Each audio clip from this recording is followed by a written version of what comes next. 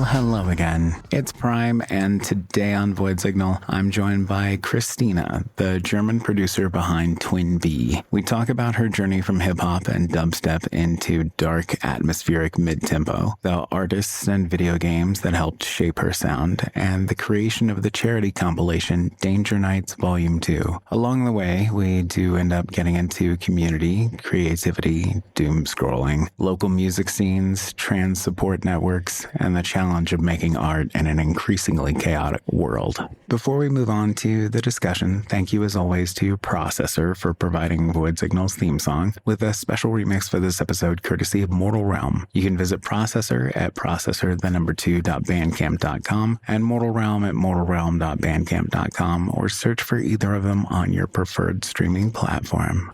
One last thing I do want to mention. Void Signal has always been ad-free because it's made for the enjoyment of humans. It's people-powered and passion-fueled. If you've enjoyed the sound of my voice or an episode of Void Signal, please consider visiting voidsignal.net or patreon.com/voidsignal. It really makes a difference in helping me continue to do this thing. Okay, our time is at an end. I need you to stay safe, and I do need you to stay loud. Until next time, goodbye forever. Welcome to Void Signal. I'm your host, Brian Prime. I'm joined by Christina, who records as Twyn _B. And you're on an upcoming compilation with some other former Void Signal guests, Goth, I guess, rather, and Phil Gonzo. And you're going to be on a charity album, Danger Nights Volume 2. Tell me a little bit just sort of about where you came from and what got you into music and how you arrived at this point. Yeah. Well, like the album is out already. I guess we'll talk about that later, but it has been released already. I'm Christina. I'm a musician from Germany. I started out like it's gonna be like almost 8 years now. Jesus. Time flies. I started out with like shitty hip hop, then I started making shitty dubstep, and now I'm making actually decent mid tempo.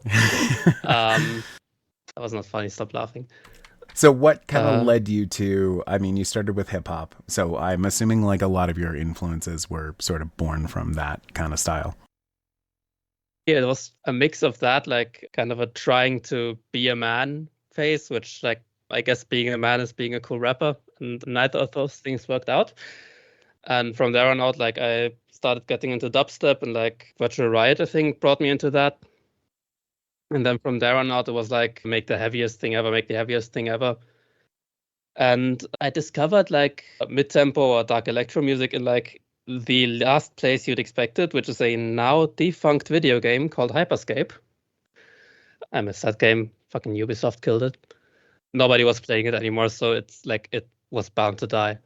But the soundtrack featured a song by one Rezz. And this is a fun thing, like when I talk to people, it's always like, who got you into mid-tempo? Rezz. Like I could name like 3-4 names, I believe, off the top of my head, who all like told me that story. And so I'm like not very unique in that. Sure. And from there on out, I started making it myself, and now I'm here. Rezz is a good answer. I feel like that's a good like introduction to that sort of darker, heavier electronic kind of a sound, which is really fresh. I enjoy it quite a bit as somebody who has like a background in industrial music, and I feel like mid-tempo is adjacent enough, right? Like enough of that like heavy sort of experimental fuzzy kind of sound. Big fan of that. So this compilation, I did run through it, listen to the tracks and everything, and I've checked out your back catalog as well. I do like what you're making, and I think it's got a fresh spin on some sort of familiar feels. I like the textures that you're working with and things that you've got going on. How did you come to be involved in this compilation? So we already did this like a couple years ago on a also now defunct Discord server, which was like 3 of us on there, which was Secure, then Serial Dimensions, and me. And we only published that one on Bandcamp, and on account of us not really promoting it, it never really went anywhere. And like back then we already decided we'd do it like as a charity thing. So the earnings from that one went to Mermaids, which is like a UK trans charity. A couple years later, which is like in early 2025, this must be, with the US being in the state that it is, I decided that basically like I have to do something, because if I'm just sitting here and watching the world burn, it's kind of like I'm sitting on my couch and doom scrolling, and who's gaining anything from that? Like, I'm feeling shitty and I'm not changing anything about it. So I decided to revive the Danger Knights project and like hit up a couple people I was already in contact with, including Phil Gonzo from Kill Instinct. It was basically like, hey, I want to restart this thing. Do you want to like have a little head start on getting something done? And a couple of people did. And then I did like a public call for participation, which also reached a couple of people. And even artists that I haven't really heard of before, like Jalex, I wasn't really familiar with ahead of this. So now I found him through that too. And yeah, then from there on out, got the tracks together. Originally, I was going to commission someone else for the artwork, but like life stuff got in the way for them. So Pete from Mary Eidolon carried that a lot. So like all of the visual identity was his idea. Huge thanks to him. And then the release had to get bumped back a couple of times because of messy reasons, and now we're here. Yeah. Was very pleased with the whole assembly of it. I wasn't quite sure what to expect musically from it. And it's such a fun blend, and having a Shiver track that's remixed by Maria Eidolon was such a pleasant surprise of like, oh, here's a voice I know from, the genre, who's being given a fresh kind of spin on what he has to offer. Is there, it's maybe too soon to sort of gauge this, because I know that, creating things is a taxing process, but do you plan to maybe do this again? Right now, I'm going to say no, because the thing that I'm realizing from this, like, it's like a thing the community did, but I did kind of take the lead on it and organize it. So I'm going to say, if I'm going to do this again, I'm going to have to get someone on board who takes care of the marketing.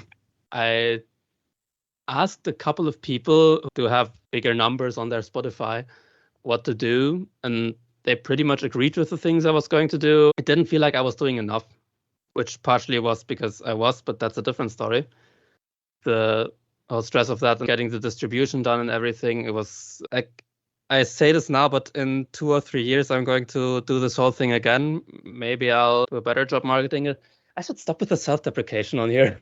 Yeah, I don't mean to admonish you, but it's a thing I do as well, right? Like, and I feel that sort of pressure also of like how to market, how to do a thing that, neither of us was never trained to do, right? Like, so, and that's true of, I feel, a lot of artists and musicians nowadays. And I'm going to use this term, but not disparagingly, but like bedroom producers, right? Like, it's a lot of people who are just trying to forge a path for themselves. And yeah, it isn't easy. But I did want to also comment, I admire your reasoning of, I'm sitting watching, and what can I do? Like, what small action can I take to try and make an impact on this?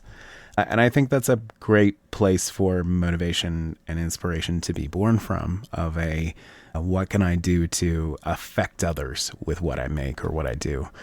Do you think that working on this compilation and your feelings that have arisen from it is going to inform what you end up making next musically?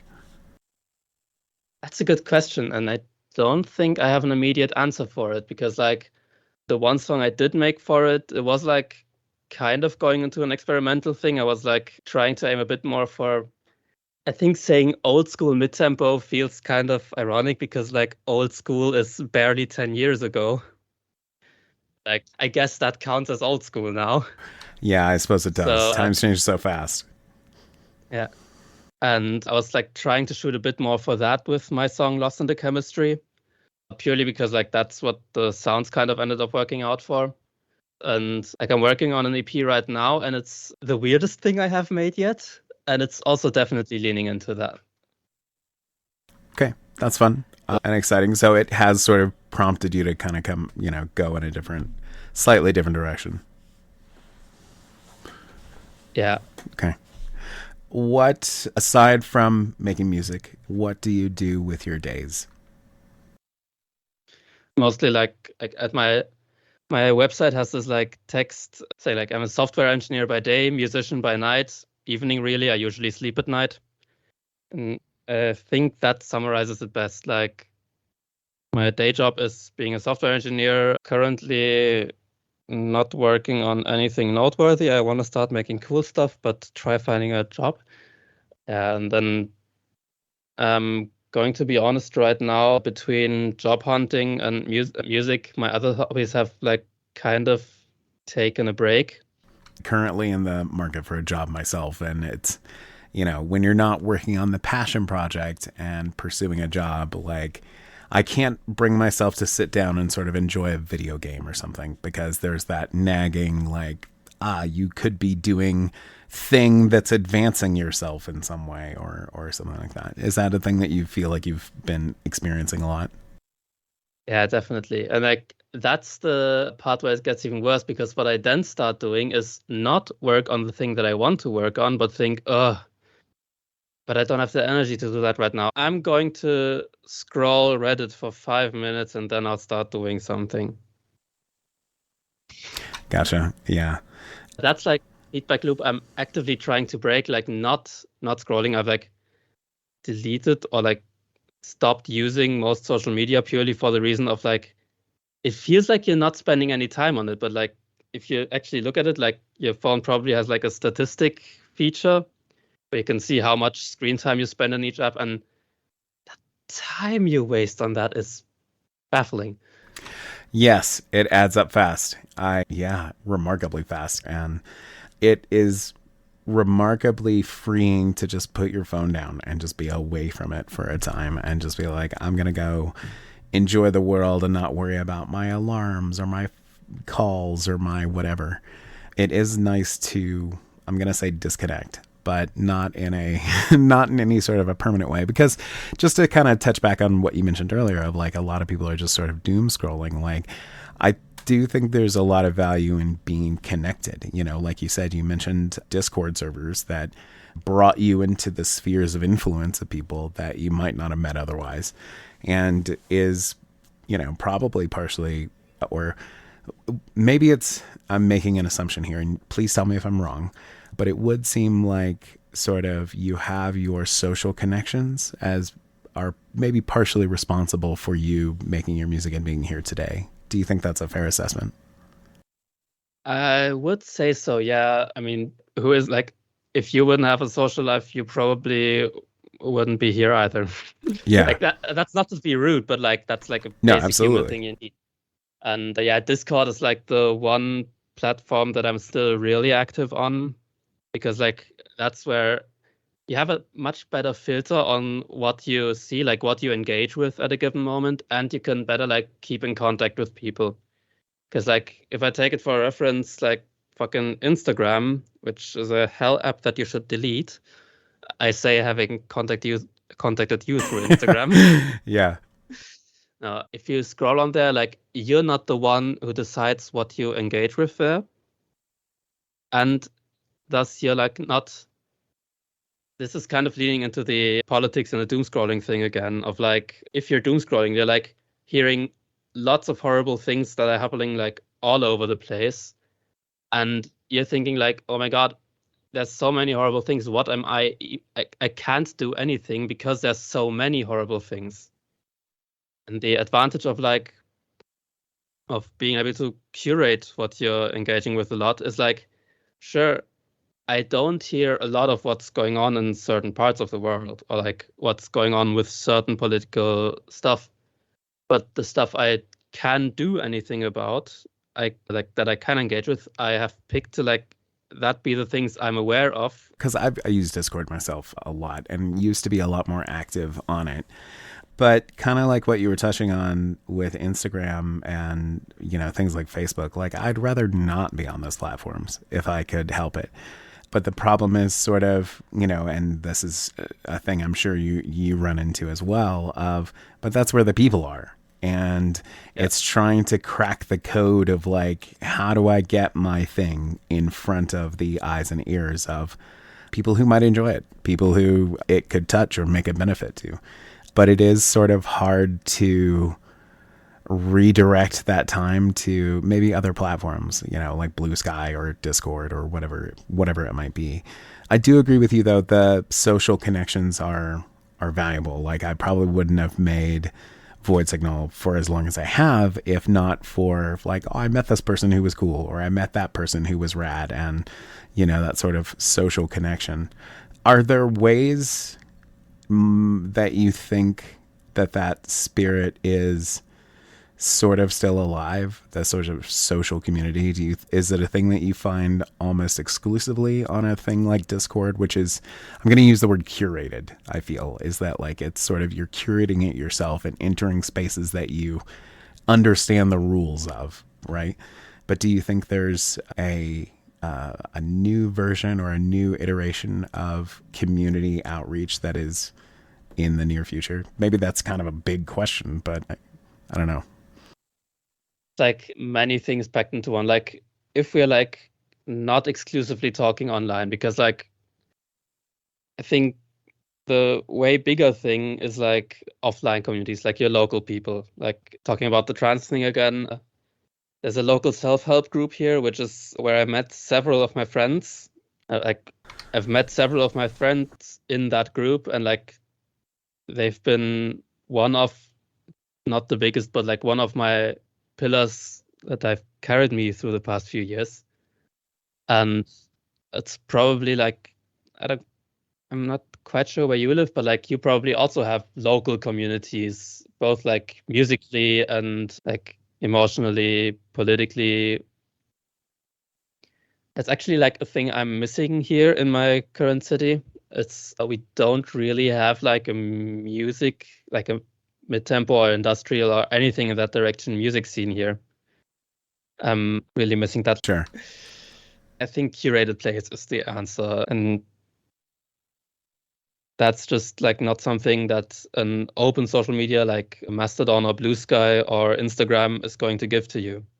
Which basically the only reasons I have an Instagram account is to promote releases and to contact people who I don't know if I can contact them anywhere else, which is surprisingly many. Please, people, have a public email address. God damn it. Gosh, that is so frustrating to be like, or to, go search them online. And it's like the only place to contact them is their Insta or whatever. And I don't know who's going to read that, right? Like depending upon what artist it is or how a musician or whatever it is, like, I don't know who the recipient is. So it's, frustrating. On that note, I believe your website is actually currently offline. I was like trying to find a way to contact you that wasn't Instagram. It was offline. It seems to be up again. It was offline for a second there because I didn't realize like my payment plan had lapsed. I just had the perfect timing of trying to look you up right then. Now that we're complaining about email addresses not being on there, I'm going to look. Oh yeah, mine is at the bottom with all the other social links and everything. Okay, wanted to make sure because I didn't want to be guilty of the thing I was complaining about.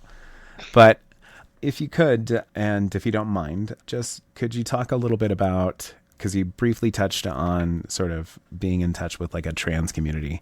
And can you tell me a little bit about like how it sounds like it has made a huge difference to you in your life? Could you just tell me a little bit about how that happened, if you don't mind? I mean, it's like the group I'm thinking of is like a local self-help group. Like if you talk to a trans person in my city, they've probably been there at least once.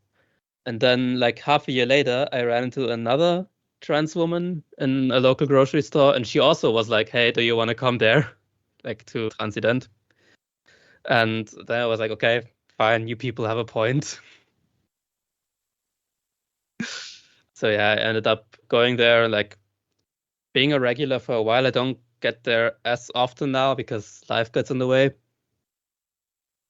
But yeah, it's basically like find some queer people or otherwise people like of the community that you want to find locals for.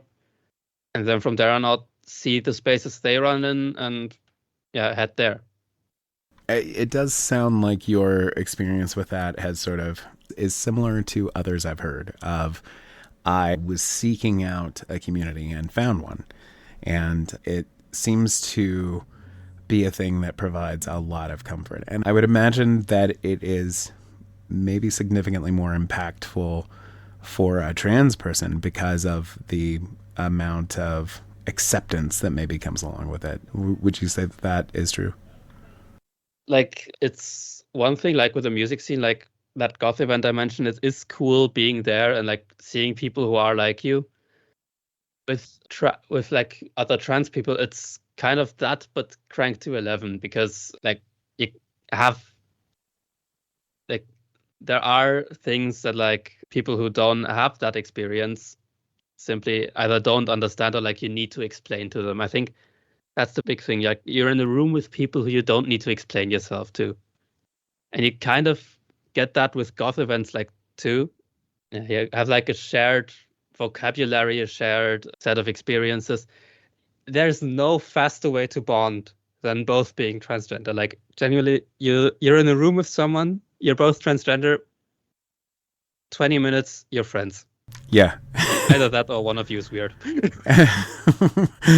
I'm glad that has been your experience, and I do hope that is the experience that can be found at most goth clubs, because, you know, I expect this space, the one that I'm familiar with and the one that I'm a part of as a cis het white guy, I want that to be the experience of like whoever a person may be at a goth club. They are welcome and they don't have to worry about, you know, some bullshit or having to put up with some kind of discrimination. It feels like it runs so counter to what this whole scene was born from, right? Of like weirdos, people who are the other, or people who are not, you know, like everybody else. And I definitely feel like that has become far more important these days, sort of given the state of the world. Yeah, I agree.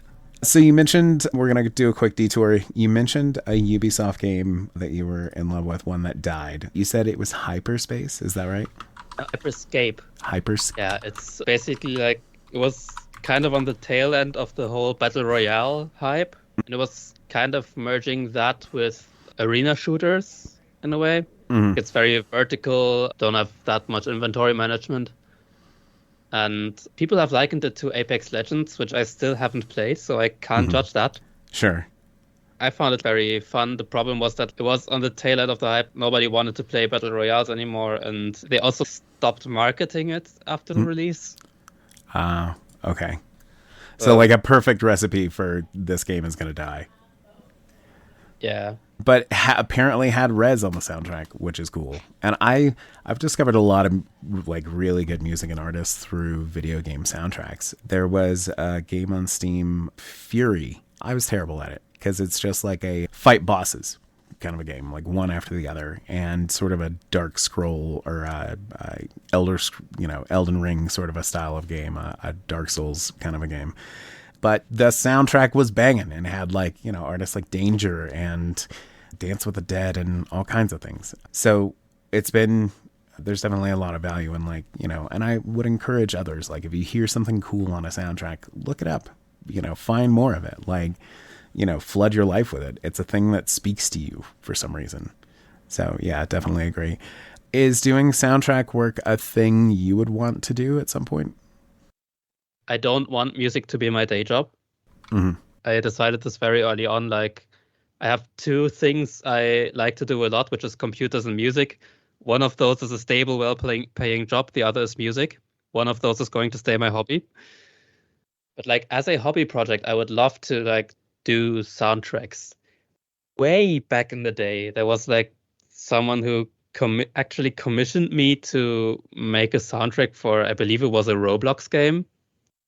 And I'd made like 2 or 3 songs and they disappeared off both like the space I met them at and just like in general. Never got paid. So I would love to like do this more, especially because that was like years ago. So if anyone is listening, looking for someone to make a soundtrack, hit me up. Yeah. I'd love to. Yeah, for sure. So you said you're working on an EP, so that sounds like coming this year, I assume? This year being 2026, yes, I'd say so. Like right now, I'm mostly waiting on the cover art and like cleaning up some of the sound design. But yeah, right now it's 4 tracks. I'm like, it's this thing of like I have a couple tracks that go in a similar direction, and there's like 1 or 2 where I'm on the fence. Like, do they fit? So it's going to be somewhere between, yeah, let's say 3 or 6 tracks. Gotcha. Probably 4. I don't know yet. Okay. Just realized that I made 4 really weird songs.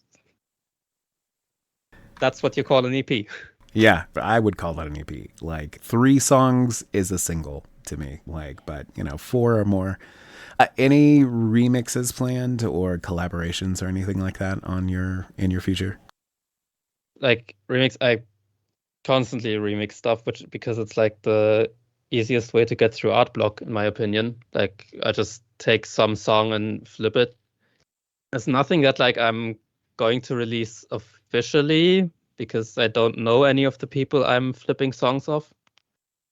Collaboration wise, there are like a couple in the pipeline. Nothing where I like want to say anything yet, because like the experience with collaboration is someone drops the ball, someone forgets for half a year, and then you hit them up and you're like, hey, we were doing a thing. Can we please keep doing the thing? And then Yeah. it's like a 50-50 of either you end up completing the thing or it just like fizzles out.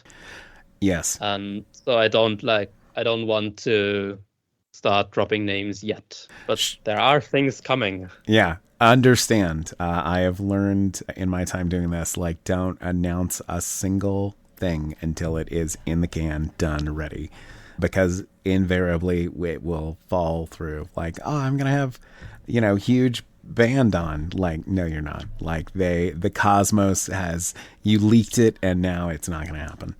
I did risk telling a couple people that we were going to do this episode ahead of time. Yeah. And from the moment I hit send on that message, I was like waiting for oh shit, I don't have time. And sometimes, honestly, I am the person who like drops the ball for 6 months or something, because I'm like, I'm going to have you on, like, person, make mental note in my brain. I'm going to invite that person on. But my whole life happens, and then, time flies by, and then it's like, oh shit, yeah, I was going to interview this person. So yeah, I have to admit I am the person at fault sometimes. But that said, Yep. I do appreciate you making this work. I appreciate your time. So do I. Like, I appreciate your time.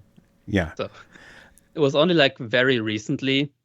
Like there are 2 collaborations where I was going to put vocals on, and I spent like half of last year with a nasty cold, which is like, it wasn't bad, but it was just barely like enough that I couldn't sing or rap or scream. So yeah, those things just had to wait. And then like, yeah, I was the one dropping the ball. It felt bad to be that person. Yeah, it doesn't feel good to be the person who drops the ball. Yeah, it feels shitty. But I mean, I guess, part of growth is like, making up for it and like trying to make it right, I guess, or at least that's what I tell myself and try to do to, right the wrongs. And like, oh, let's actually do this thing. And if they don't want to, if the time has passed, that's fine. Like, I'll move on. But I at least tried to, patch things up. I don't want to keep you too long. I will hit you with the last question, which is just, what is something that you've been enjoying recently? And your answer, it can be anything. A book, movie, TV show, your dog, whatever. Although I did see a cat in the background, I think. So. My 2 cats, Siri and Ophelia, definitely make my life better. Especially because like for a week now, I've been forced to do home office, and having them like come here and demand cuddles, it's like not a boost to my productivity, I will say. Yeah. I've kind of fell into a rabbit hole of variety Sudoku. So like Sudoku puzzles, but with some additional rules to make them harder. stuff like, oh, right now I'm doing one where adjacent digits can't sum to 5 or 10. So you can't put a 6 next to a 4 or stuff like that. And it's basically like logic puzzles. And I'm struggling with harder ones right now. I'm doing a couple easy ones, but it's a nice way to like spend free time, which is, I feel like, healthier than scrolling. Yeah, probably much healthier to like sit and do like some puzzles and stuff. Like, yeah, probably a better use of your time than just scrolling through awful headlines or whatever the case may be. Okay, that's a good answer. So Siri and Ophelia, why those names? Ophelia, we basically just picked because it sounds cool. Siri, it's CERE, and it's short for serial killer. Oh. It doesn't have an origin story. She hasn't murdered any serials. Okay. As far as I'm aware. Sure. She is a very munchy cat. Mm-hmm. We have lots of snow right now. And so I was showing them snow for the first time, like just grabbing some of the windowsill is the word? Yeah. And giving it to them. Yeah. Siri started eating it. Okay. All right. So she's a very snacky cat. Yeah. Cereal is not safe around me. That is for sure. So I can understand. It is the best combination of like sweet and crunchy. And I eat anyway. Big fan of cereal. What is your favorite? What's your answer? Oh, well, before I give my answer real quick, what is your favorite cereal? And do you eat cereal, I guess? I used to basically switch it up every couple of months. But like for quite a while now, I'm going to have to look up the English word for this because I don't think I ever talked about this in English. You're about to. Oatmeal is the word. Oh, okay. That's been like my go-to breakfast. But I don't think that counts as a cereal. It's a hot cereal by definition, I guess. But what do you usually put in your oatmeal? Like I've been like eating a banana or nuts with it. But yeah, basically like whatever fruit or berries or whatever I can find in my fridge. Shredded mini wheats. They're just like they're frosted on one side with like some sugar shit. I don't know. But they're just like these little crunchy things that soak up milk really well. Yeah, big fan of those. We'll add cinnamon, we'll add peanut butter, we'll add all sorts of things that shouldn't go in cereal. I think I had those like once. Don't think I've ever seen them in any grocery stores over here. I always answer the question myself thing I've been enjoying recently. Not doom scrolling. Actually like taking some time away from like having my phone, and it's easy to get swept up in because every day there's a new terrible headline. I mean, there was just one this past weekend, like days ago. So it's so easy to just get sucked into the vortex of, man, the world is grim and shitty right now. Just leave my phone in another room and just go have some pleasant hours with, loved ones and just, chill out for a little time. Find some peace and some home time, some feeling of being at home and at ease. I think that's the thing that we maybe take for granted at times, is just the being able to feel at peace. Yeah, I'll second that. Thank you so much for your time. I appreciate the chance to have a chat and have you on the show. If you could send me over a promo photo for the cover whenever you have a moment, and a logo if you've got one. This will come out probably next month. Yeah, in the next 3 to 4 weeks. All right. Okay. I'm looking forward to it. Oh, you were going to wrap up the episode. Oh, no, go ahead. I was going to talk about the recording, but if you're going to wrap up the episode, do that first. I'm just going to go ahead and fade this out. But yeah, again, thank you so much for your time and for coming on. I do appreciate it. I'm the one to thank you. Honestly, I wasn't expecting you to actually reply. Oh, really? Okay. Mm-hmm. And I generally that's part of the marketing thing I mentioned. I hate texting people who I haven't talked to before. So it took me quite a bit of psyching myself up to send messages to a couple of people hey, You've got a podcast, you've got a playlist. Do you want to feature our compilation? And I read all my messages just because I don't want to miss something that might be cool, like this. So yeah, thank you for reaching out. I'm really glad that you did. And it's a pleasure to feature you on the show and to talk about this. So yeah, thank you so much. Okay, I'm going to hit stop now and we're all set. Void Signal enter courtesy of Processor. Visit processor2.bandcamp.com for more Processor. Void Signal is powered by people and ad-free. Visit voidsignal.net or patreon.com/voidsignal to support the Void Signal project. Stay safe, stay loud, and follow Void Signal on the socials.